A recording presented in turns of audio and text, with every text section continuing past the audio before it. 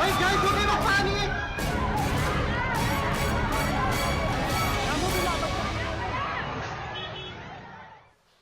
We begin tonight with another magnitude 6 plus earthquake jolting the country less than 24 hours after a 6.1 tremor hit Luzon, killing at least 16 and causing damage to buildings and other infrastructure. Live at the FIVOX in Quezon City is Patricia Mangune for the latest updates on the Luzon and Eastern Samar earthquakes. Pat? Jess, FIVOX explained an unmapped local fault is responsible for the quake that hit Zambales yesterday. And they explained also that it has simply remained undetected. In FIVOX record, it is only the Iba fault and the East Zambales fault which are clearly mapped out. But these two are too far from the epicenter of the 6.1 magnitude earthquake in Zambales yesterday that affected other parts of Central Luzon, Calabarzon, and Metro Manila. Experts explained an unnamed old fault line caused the quake. It was only detected after it shook Zambales because it is untraceable at the moment, which is covered by lahar from Mount Pinatubo. Intensity 6 was recorded and felt in both Zambales and Pampanga, which are nearest to the epicenter, identified as Castillejos Zambales. But Pampanga was most heavily damaged, and one of the reasons could be the quality of the soil, as well as the populated areas in the cities and infrastructures. FIVOX added that the Zambales quake is not connected to Mount Pinatubo, which remains inactive, nor is it related to the West Valley Fault in Metro Manila, which in a worst-case scenario could generate a maximum of 7.2 magnitude quake feared as the big one. Despite some damage in parts of Clark, Pampanga, FIVOX stressed it does not lie on any fault line. This is where the emergency command post and evacuation area will be set up in case the big one strikes Metro Manila.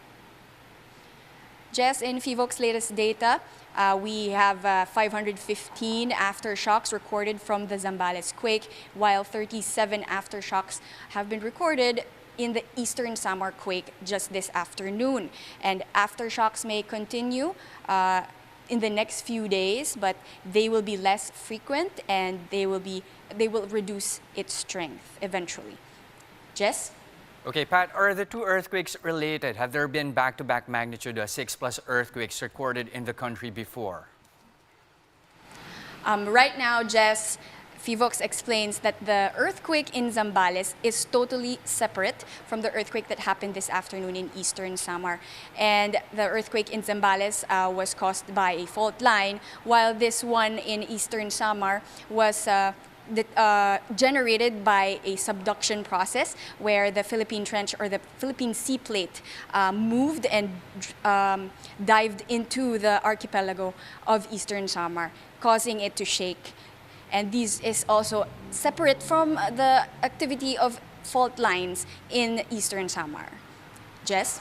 Okay, Pat, fears now of a tsunami now grip some coastal communities in Samar. Is this really a cause for concern at this stage?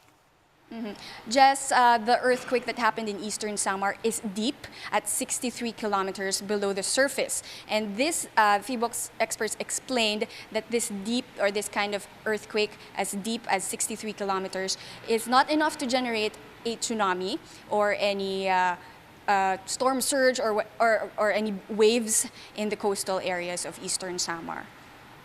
Jess? Okay, Pat, circling back to the earthquake in Zambales, could this possibly trigger another Mount Pinatubo eruption? Well, FIVOX experts also explained to us that the earthquake in Samar is not related to Mount Pinatubo, and these are two separate archipelagos and separate fault lines, if you may, and these cannot be interconnected in any way. Jess? All right, thank you, Patricia Mangune, reporting live from FIVOX.